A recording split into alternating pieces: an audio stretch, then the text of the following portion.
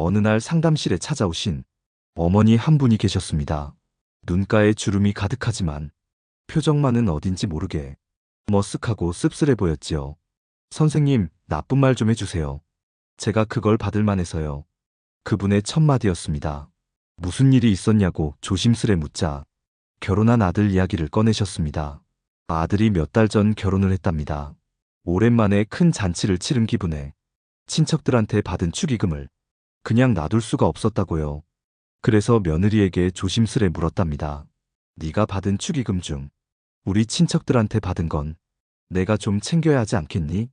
그 말에 며느리는 말없이 웃기만 했고 아들은 갑자기 냉랭해졌다고 합니다. 며칠 후 아들은 그 어머니에게 전화를 걸어 이런 말을 남겼습니다. 엄마, 우리가 받은 축의금 그걸로 식장 대관료도 식사비도 간신히 마쳤어요. 요즘 결혼 준비가 얼마나 드는지 진짜 모르세요. 그 통화 이후 아들은 연락을 끊었고 며느리도 찾아오지 않았답니다.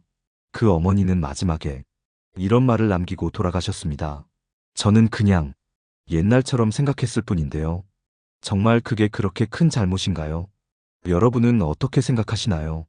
오늘 우리는 결혼한 자녀에게 절대 요구하면 후회하게 되는 5가지에 대해 이야기해 보려 합니다. 특히 첫 번째, 결혼식에서 받은 축의금을 자녀에게 요구하지 마세요. 요즘 결혼은 과거와는 비교가 안 될 만큼 경제적인 부담이 큽니다. 식장 대관료만 수백만 원, 하객 한 명당 식사비도 이제는 5만 원을 넘나들죠. 예전처럼 집 앞 예식장에 모여 돼지머리 하나에 혼례를 치르던 시절과는 시대가 완전히 달라졌습니다. 그런데 아직도 많은 부모님들이 이런 말씀을 하시곤 합니다. 내가 부른 사람들인데 그 축의금은 내가 받아야지. 그러나 현실은 그 축의금으로도 결혼 비용이 모자랍니다. 그리고 무엇보다 중요한 건 그 축의금은 신랑 신부의 새로운 인생을 시작하는 축복의 마음이라는 점입니다. 그 돈을 되돌려달라는 말은 축복을 되돌려달라는 말과 같지 않을까요? 중국의 옛 격언에 이런 말이 있습니다. 사람은 물러설 줄 알 때 가장 큰 것을 얻는다. 축의금 몇십만 원을 요구하며 자녀와 며느리의 마음을 멀어지게 만들지 마세요.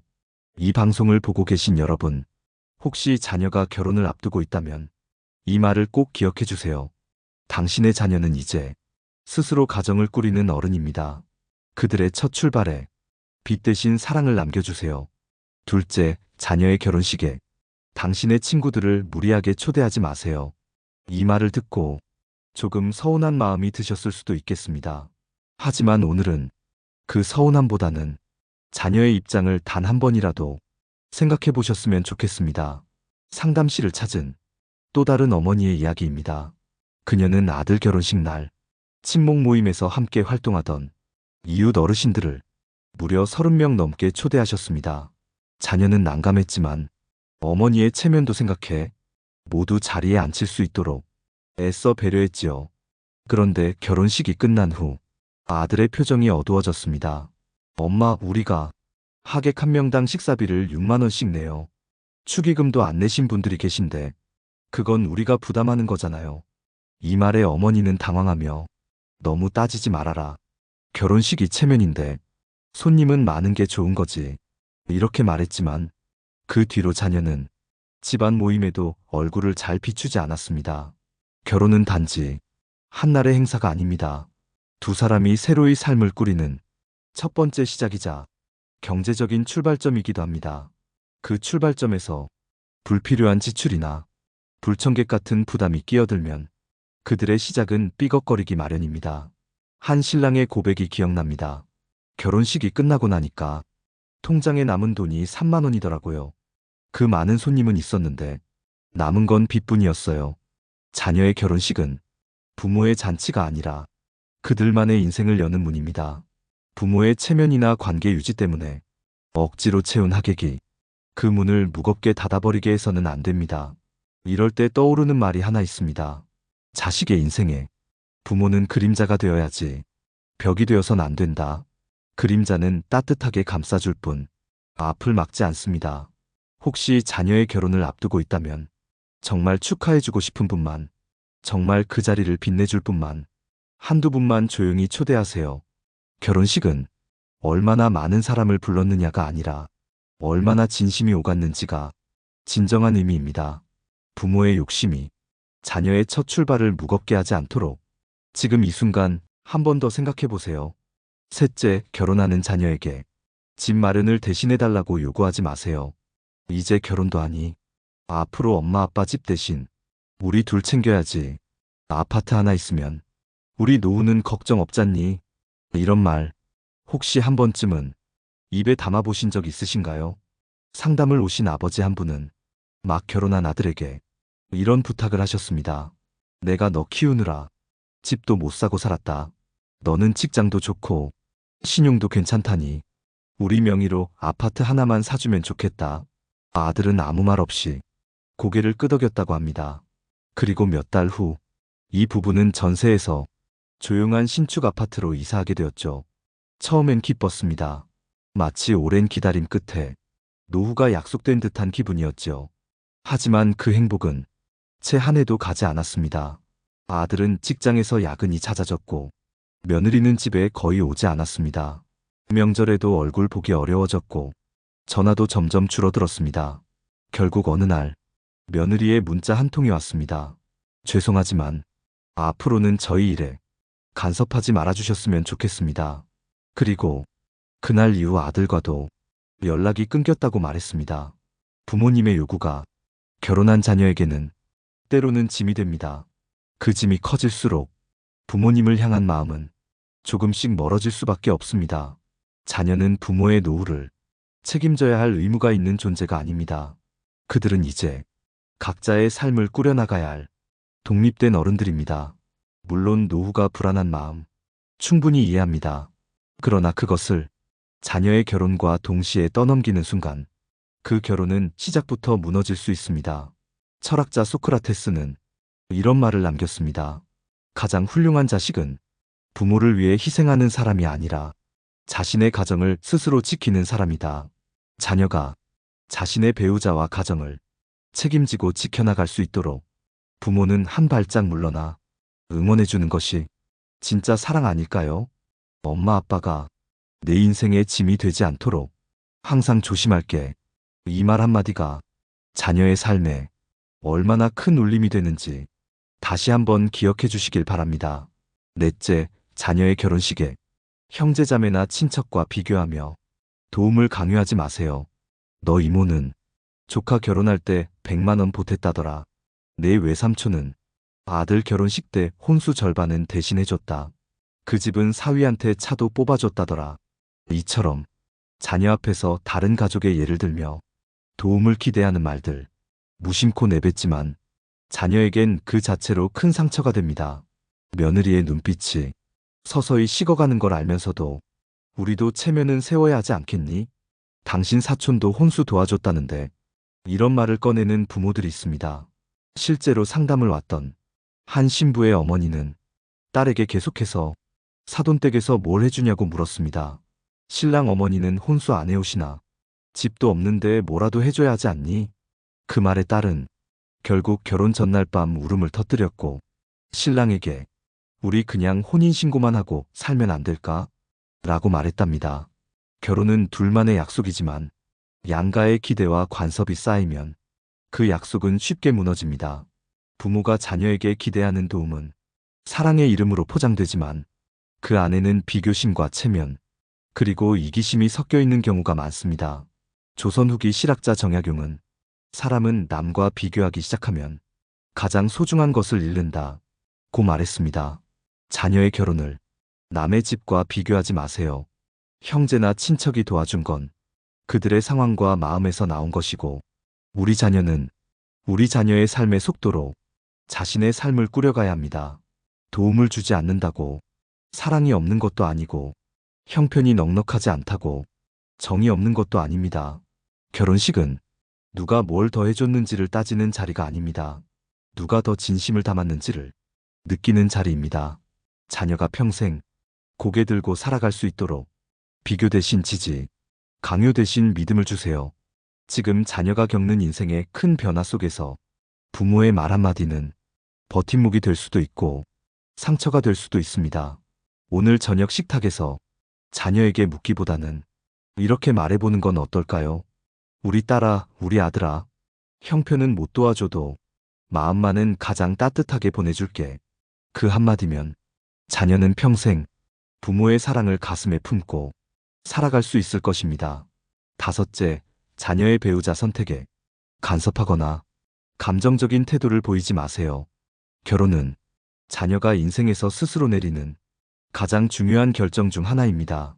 그 선택을 두고 부모가 지나치게 판단하고 감정적으로 휘둘리면 그 결혼 생활 자체가 흔들리게 됩니다. 한 어머니는 아들이 소개한 여자친구를 단 한 번 만난 자리에서 이런 말을 했다고 합니다. 성격은 참 좋은데 집안이 우리랑은 좀 다르다. 우리 아들이 고생할까 걱정된다. 그 말 이후 며느리가 될 여인은 결혼 준비 내내 어깨를 펴지 못했고 결국 결혼식이 끝나자마자 자주 눈물을 흘렸다고 합니다. 어머니는 나중에 알았습니다. 그 말 한마디가 며느리에게 얼마나 깊은 상처였는지를. 며느리는 남편에게 이런 말을 남겼습니다. 결혼식 때도 어머님이 나를 보는 눈빛이 따뜻하지 않았어. 결혼식장에 서 있는 내내 그게 가장 힘들었어. 부모는 자녀의 인생에 가장 오랜 시간 영향을 끼친 존재입니다. 그만큼 자녀는 부모의 말 한마디에 흔들리고 부모의 표정 하나에도 마음이 조각나곤 합니다. 자녀의 배우자는 자녀가 선택한 사람입니다. 그 선택을 존중하지 않으면 결국 자녀는 부모와의 관계까지 거리를 두게 됩니다. 한 남성은 결혼 후 이런 글을 남겼습니다. 아내와 싸우는 건 견딜 수 있어도 아내가 내 어머니를 두려워하는 걸 보면 내 마음이 찢어진다. 부모가 처음부터 따뜻한 시선으로 자녀의 배우자를 바라보는 것, 그것만으로도 그 가정은 한결 평화로워질 수 있습니다. 불교에서는 마음속의 선입견을 번뇌의 불씨라 부릅니다. 그 불씨는 작은 바람에도 번져 큰 불길이 되어 관계를 태워버릴 수 있습니다. 자녀의 결혼에 있어서 그 불씨를 키우는 말보다 물을 뿌리는 말 한마디가 훨씬 더 지혜로운 사랑입니다. 이렇게 말해보세요. 나는 네가 선택한 사람이면 그것으로 충분해. 네가 행복하면 그 사람도 좋은 사람이야. 그 말 한마디가 자녀의 결혼을 지켜주고 당신과 자녀의 관계를 더 깊고 단단하게 만들 수 있습니다. 사랑이란 말보다 마음이 앞서는 법입니다. 그 마음이 따뜻하다면 그 결혼도 그 가족도 따뜻해질 수밖에 없습니다. 이제까지 말씀드린 5가지, 그 모두의 공통점은 바로 부모의 의도는 사랑이었지만 그 표현이 자녀에게는 부담과 상처로 전달되었다는 점입니다. 누구보다 자녀를 아끼기에 말을 꺼낸 것이었고 도움을 주고 싶은 마음에서 요구하게 된 것이지만 사랑도 때론 그릇된 방식으로 전해지면 그 자체가 아픔이 될 수 있습니다. 한 어머니가 결혼한 딸과의 관계를 회복하고 싶다며 상담실을 찾았습니다. 그 어머니는 결혼 후 자주 집에 오지 않는 딸에게 연락을 자주 했고 왜 오랜만에 전화하니? 엄마는 기다리느라 하루가 한 달 같았다. 는 식의 말을 자주 했답니다. 그 말이 딸에겐 죄책감을 만들고 어머니에게는 기대감을 키웠지요. 엄마, 내가 자주 가지 못해도 행복하게 잘 살고 있어요. 엄마도 엄마 인생 좀 사세요. 딸의 말에 상처받았다는 어머니는 한참을 침묵하다 조용히 이렇게 말했습니다. 나는 그저 그 아이가 결혼해도 나를 필요로 해줬으면 했거든요. 하지만 이 시대의 결혼은 부모의 보호 아래 머무는 삶이 아닙니다. 이젠 자녀가 부모와 적당한 거리를 유지하면서 자신의 가정을 가꾸는 시대입니다. 그리고 부모 역시 이제는 가르치는 위치에서 지켜보는 위치로 한 걸음 물러설 줄 아는 지혜가 필요합니다. 우리는 사랑을 하면서 이기적인 방식으로 그 사랑을 표현할 때가 많습니다. 내가 널 위해서 했잖니? 이건 다 너를 위한 거야. 하지만 진짜 사랑은 상대가 원하는 방식으로 다가갈 줄 아는 사랑입니다. 이제 결혼한 자녀를 향해 물러서는 연습을 해보세요. 아이가 아프다 말하지 않아도 멀리서 바라봐주고 기쁜 일이 생겨도 등 뒤에서 미소 지으며 축복해주는 것. 그런 사랑이 진짜 부모의 사랑입니다. 노자의 도덕경에는 이런 구절이 나옵니다. 위대한 사랑은 강요하지 않는다. 가장 낮은 자리에 머물며 스스로 스며든다. 결혼한 자녀는 더 이상 당신 품 안의 아이가 아닙니다. 이제는 당신의 사랑이 그들의 삶을 무겁게 만드는 것이 아니라 따뜻하게 감싸주는 바람이 되어야 합니다. 그 바람이 불 때 당신 자녀의 가정은 더 평화롭고 더 단단해질 것입니다. 결혼한 자녀에게 요구하지 말아야 할 5가지. 첫째, 받은 축의금을 돌려달라고 하지 마세요. 그 돈은 이제 자녀의 시작을 위한 것이며 그들의 출발선에 부담을 얹지 않는 것이 진정한 부모의 도리입니다. 둘째, 당신의 지인들을 무리하게 초대하지 마세요. 결혼식은 자녀의 날입니다. 자녀가 원하지 않는 손님으로 그 자리를 채우지 마세요.